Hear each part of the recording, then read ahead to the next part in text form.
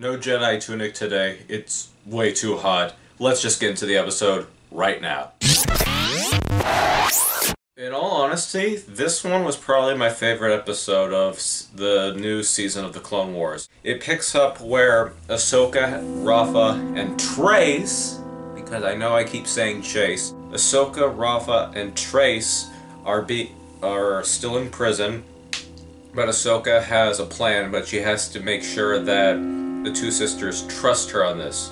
So they're brought to the lead of the pike, and Ahsoka basically says they can get you your spice back, and if they don't, I have information on them so you can hunt them and their family down. Meanwhile, keep me prisoner.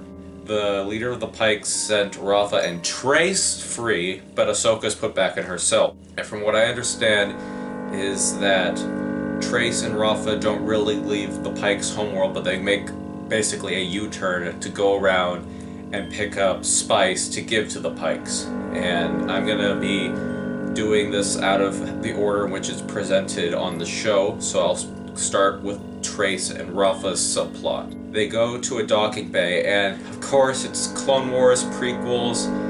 You either get really annoying droids or annoying aliens, and there's these really annoying aliens with this high-pitched voice. He kind of sounds like the nerdy teen who keeps losing his job at The Simpsons, on The Simpsons show. That kind of voice. And Rafa's trying to pull a bluff, saying, we were told we were going to pick up an order of spice. Now get your manager here. Well, the manager appears, and I don't think that...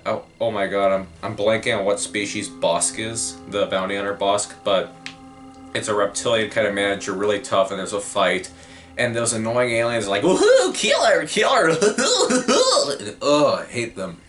So Trace is going after these little annoying pests, and Rafa is fighting off the manager, who she kills. They get the spice. Meanwhile, Ahsoka, using her Jedi powers, escapes from the prison and gets these detonators to blow up basically the Pike's operation. But during there, she sees the leader of the Pikes talking to a shadowy figure on a hologram who is in charge of an organization called Crimson Dawn, which if you've seen Solo, you recognize what that is.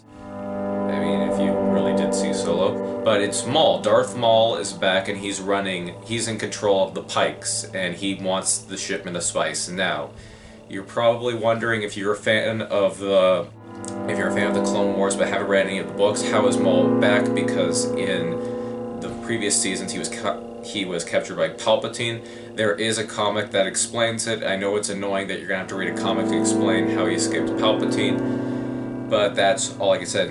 I believe it's Maul, son of Dathomir, is the comic. But anyway, Ahsoka is caught again. That's the whole point.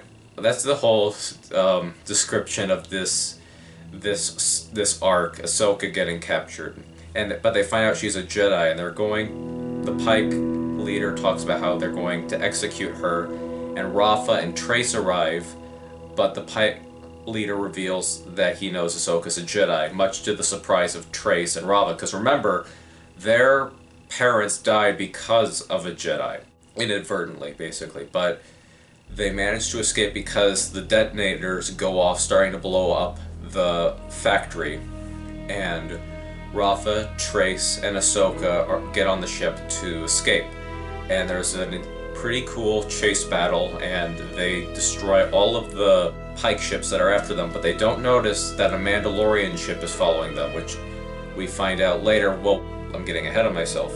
They go back to the underlevels of Coruscant, and what I thought they were going to be like, my initial thought was they were going to oust Ahsoka, like leave and never come back. Both sisters, which Trace and Rafa, decide that Ahsoka, even though she says she's no longer a Jedi, she's what a Jedi should be. And I think that's a really interesting thing, that Ahsoka kind of knows more about being a Jedi than the actual Jedi, because as we've established, the prequel Jedi are kind of out of the loop. It's hard to explain because there's a lot of subtext, or not subtext, a lot of talk of how the Jedi were kind of hypocrites in this age of the Republic and or lost their way, kind of like what Barriss Offee said. Rafa and Trace are still friends with Ahsoka, but the three Mandalorians show up, and of course the one who I expected, Bo-Katan, who's leading, They say Death Watch is gone, which was the bad Mandalorian terrorist group.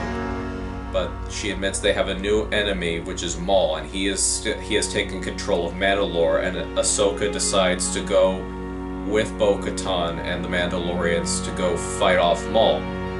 And that's the end of the episode, and this was a lot of fun. I liked, overall for this particular story arc, I liked Trace and Rafa. I thought they were a nice addition to the series.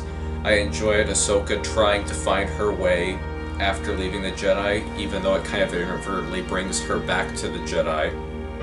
And I love this big setup of Maul coming back. It would have been nice if the show wasn't cancelled and we could have seen the Son of Dathomir arc put onto the show, but it's still pretty cool, and I don't think it's entirely necessary for you to explain how he escaped, as long as you can it's kind of, you can believe that Maul escaped Palpatine. Even though Palpatine is the big bad, you can believe that Maul would somehow have found a way to escape. And the inclusion of Crimson Dawn, whether you like Solo or not, I personally don't, it's kind of a cool addition to tie Maul into what comes after the Clone Wars era, which is between Clone Wars and Rebel. Don't know where I was going with that. Great episode. I'm looking forward to the Mandalorian arc, especially I'm more interested in the Mandalorians after the show, The Mandalorian. So I hope you're all doing well, guys. Remember to stay inside, be safe, and go watch some Star Wars Clone Wars. I'll see you at the next episode. Take care.